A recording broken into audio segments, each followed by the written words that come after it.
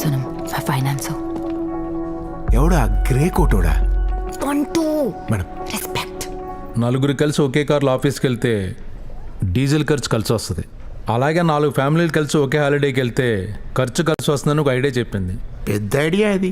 నేను అదే అని 5 కోట్లు ఇచ్చా. పెద్ద గుండె మీది. 2 ఏళ్లలో 50 కోట్లు చేసింది. పెద్ద బుర్రావిడిది. 100 కోట్లు ఇస్తా, కంపెనీ నాకు ఇచ్చేయమంటున్నాను. పెద్ద అమౌంట్ అది. What's your answer? Say no.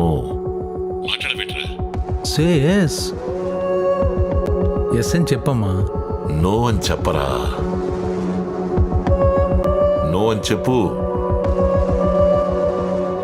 బయట తల్లి, ఎవడికి పడితే వాడికి గేట్లు తెరవడానికి ఇవి గుడి తలుపులు కావు. అయినా మేము అడిగితే అప్పు, మేము వద్దంటే that's a rejection. It's a no. Get out of my office.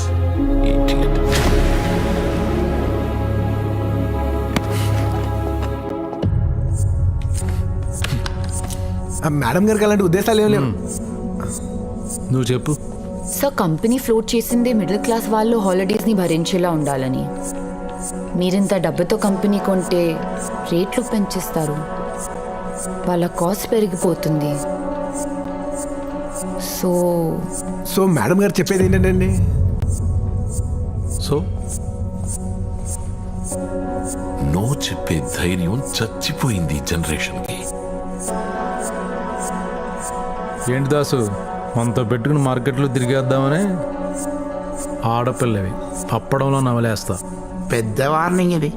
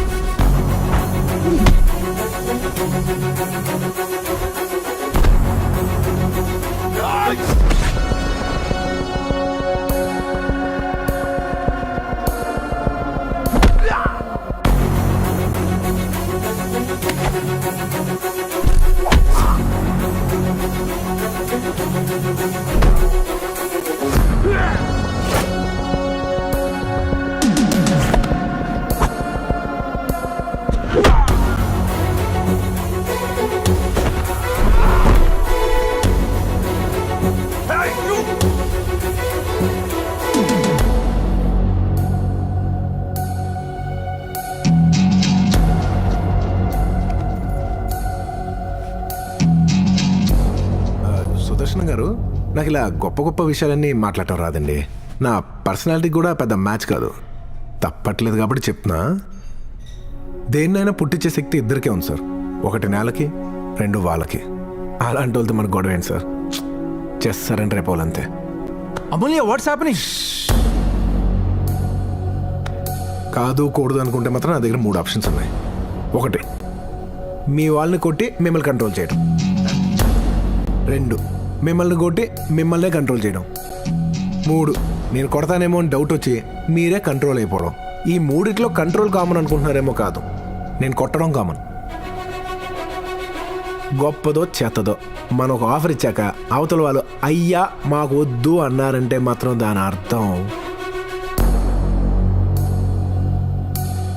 వద్దని. అందులోనూ అతి ప్రధానంగా, మరీ ముఖ్యంగా ఒక స్త్రీ వద్దు అంటే మాత్రం దాని అర్థం అస్సలు వద్దని. మేడం, ఇంత గొప్ప విషయం చెప్పాక ఇక్కడ మనం ఉండకూడదు మేడం. ఇంకా ఇదే హైలో లేసి వెళ్ళిపోతాం. రండి, వచ్చింది.